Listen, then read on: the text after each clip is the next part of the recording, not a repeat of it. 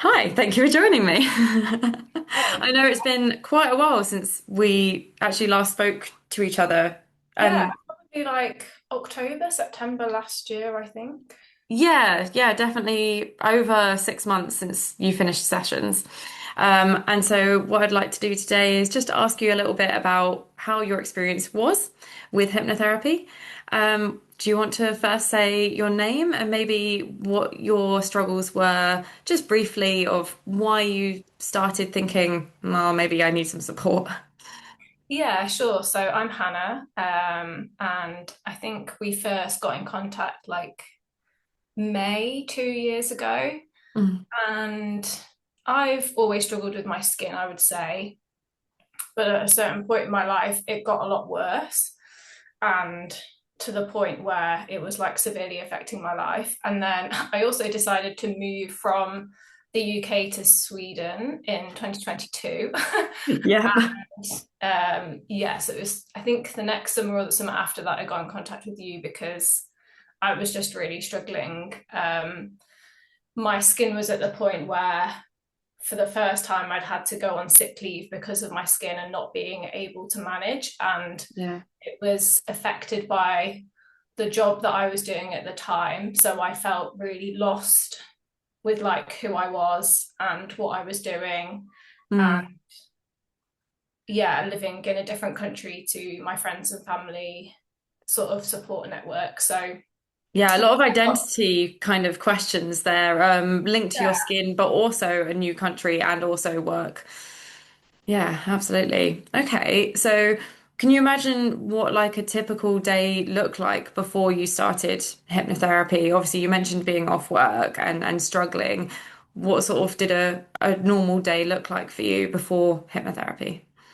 yeah, I mean, I think I was sort of waking up quite distressed and itchy and looking in the mirror and really struggling with what like came back at me. And Yeah. yeah, knowing that I needed help, but not really knowing how to ask for that help and where to ask for it. And Yeah. I am part of the sort of Instagram skin community, which I find a really nice place. And Yes, that's where I absolutely. found you and started following you. And I think to have a therapist that understands skin conditions and TSW and eczema is just invaluable because I think as much as other therapists can be really helpful and valuable, like it's such a different thing when it's your skin. And Yeah.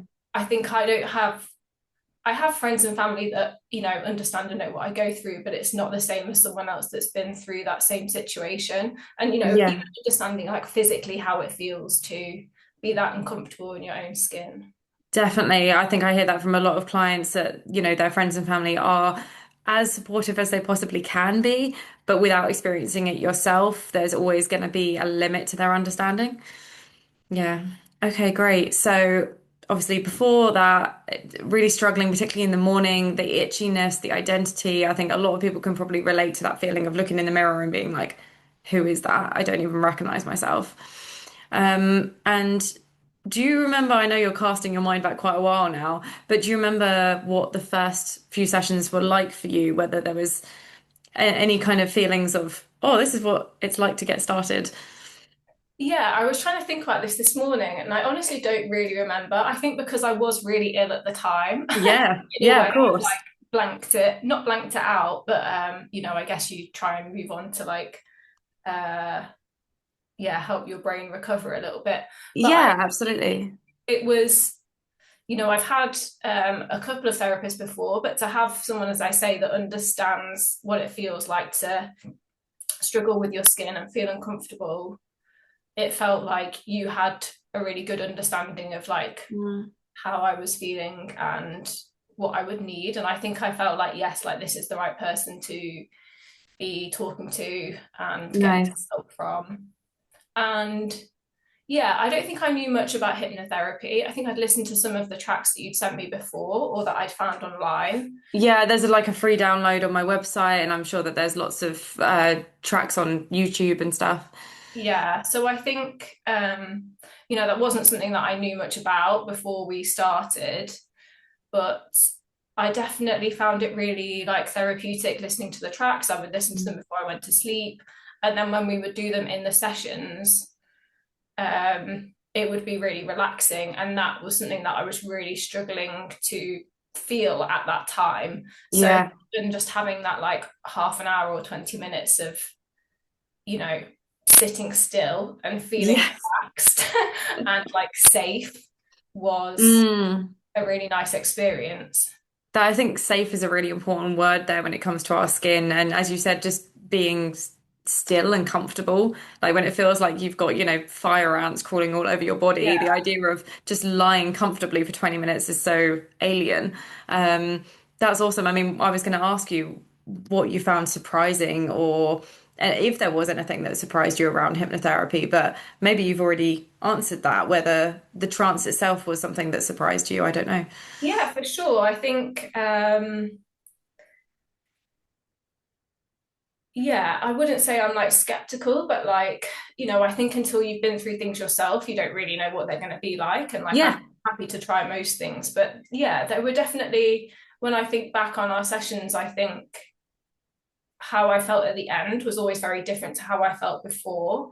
And Mm, yeah, that feeling of like feeling relaxed and a bit more at ease with myself was definitely something that I didn't feel a lot of at the time. So that was yeah. really nice. And I was struggling a lot to sleep. So even just feeling Mm, relaxed was nice. And I remember like I'd sort of been trying to make myself do some meditation and I really struggled with it just because I'd be like within minutes I'd be like itching and then I'd be annoyed itching, with yeah. myself for itching. So the hypnotherapy I think kind of did that in a different way, which was Yeah, for sure. It's similar to meditation, but it does work with slightly different brain waves. And of course, you've got someone guiding you through it yeah, live, yeah, and can personalize it for you. So yeah, it makes sense that I mean, I can relate personally to that. Like, I definitely have tried meditation multiple times, and only recently, actually, have I been able to kind of lean into it a little bit more. And whether that's because I'm more comfortable in my skin now physically, I don't know. But yeah, the hypnotherapy is very different from the trying to meditate by yeah, yourself. exactly. Yeah. Yeah. And therapy in general, any type of therapy is going to keep you more accountable, right? When you know you're seeing someone, Yeah. then you've got to do the homework or the tasks or the goals that are set. Do you remember anything about what it was like between sessions for you, like doing some of the bits of homework or goals? Yeah, definitely. I was thinking about this and like I think there's lots of things that I've taken away from our sessions and some of them are the like visualizing yourself doing the things that you want to do and those like small details where you'd ask me like what are you wearing? How are you feeling? Mm, What are you doing with your hair? And yeah. Mental rehearsal down to the like yeah, final details, so your brain really does visualize it and start thinking, well, yeah, we've done it once already mentally. yeah. And Yeah. I still try and use that, if I've got like a big presentation or if I'm doing something that I'm a bit nervous about, Mm, I'll try and like think calmly and be like, oh, what am I going to wear? How am I going to feel? Like, what can I do yeah. to like take myself up Oh, that level when like we used to talk about that? So yeah, fantastic. Yeah, we used a scaling technique, right? Of yeah, like, oh, you're here on the scale, and you know what it looks like at the top of the scale, but what about like just a tiny bit further up? What does that look like? yeah, That's nice. So you still ask yourself that question today. yeah, yeah. When I've got like stuff that I'm a bit worried about. Yeah. Oh, that's really great. I mean, yeah, I was gonna say, what does your life look like now in terms of, can you give me any specific examples of the things that you've overcome? Yeah, I remember like when we first started, a really big thing for me was like wanting to get back into yoga. Yeah. And that like I found a studio that I wanted to go to here but I didn't quite have the confidence to go or I wasn't feeling well enough and we sort of like went through it step by step. Like I went Yeah. to the first class with a friend, really enjoyed it. From there I like kept going to the studio and I've been going there since. And then this year they did a teacher training, so Oh, I've wow. done teacher training with them, which like I've really enjoyed, and so that's meant that I've like got to know people in the studio better, Yeah. and like I think work was such a big part of my identity, and I think why I struggled so much at that time was because like I was Hannah the chemist. And so, Mm. And then like, that was taken away from you because of your yeah, condition. And then it was like, well, what am I left with? yeah. And I think like all Yeah. those little things about, even you encouraging me like with hobbies that weren't physical that I could do while my Yes. skin was bad. I think I'm sort of like reaping the rewards of like you pushing me to do those Mm. little things where now I'm feeling that bit better. I'm like, oh, actually, I can do these things and I have energy. And like, I've been doing like crocheting and yeah, Oh, doing more yoga and enjoying it. So, yeah, I yeah. think even if at the time I didn't have the brain power to actually do the things, I think talking to you still like sowed the seeds of like, this is what I want to do. Yes. And it was like the small steps to get there. Absolutely. And I like that you said about like sowing the seeds. Sometimes I use the metaphor of like putting it in a slow cooker and it's Yeah. like it's there in the back of your mind and then when the time is right, you embrace whatever it is. But yeah, taking those small steps I think is so key. Our brain just sees all of it as so overwhelming that we don't know where to start. And I really like what you said about the identity as well. I think again, a lot of people could relate to that. The idea that the skin condition takes over and we're not sure what our identity is anymore, whether it's because we can't wear the clothes that we want to wear anymore, we can't do the job that we want to do, or we can't do the hobby. I I've got clients who one was a pole dancer, one was a skydiving instructor, and again, all of these things we can't do when our skin is really bad, but we still want to feel like us. So now it sounds like your world is maybe a little bit bigger, or your Yeah. identity is a little bit Yeah, wider. Yeah. exactly. And I think we talked about that a lot, like, things feeling really small and how to make them a bit bigger, especially like Mm. in Sweden when my Swedish is rubbish. So that's like an extra challenge. And I think, yeah, I still think about that. And I think my world has got a bit bigger Mm. because I've managed to, like, yeah, sort of find other bits of me in a way. Yeah, yeah, that's really nice.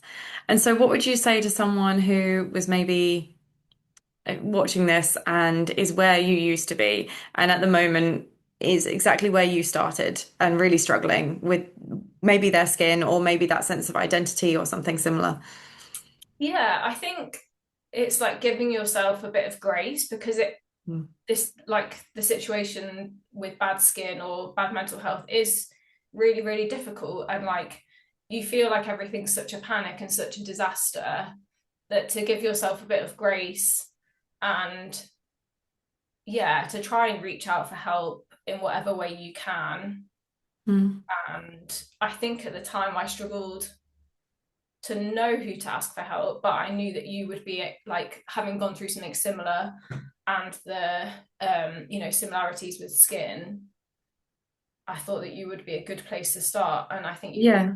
And there's a lot of things that we talked about that, as I say, like I think even if at the time I wasn't able to implement them in the way that I wanted, I've still Mm. like kept those things in my mind and been able to like implement them later. So I think, Yeah. yeah, it's just Work like not towards being too them. hard on yourself and asking for help when you can and with people that feel like a safe option for you. It's a lovely message. The being kind to yourself is massive. I think we touched on that as well with the reducing the shame and increasing the self-compassion. And honestly, when you do that, then everything else becomes easier anyway. Yeah. Fantastic. Thank you so much for talking to me today. That's okay.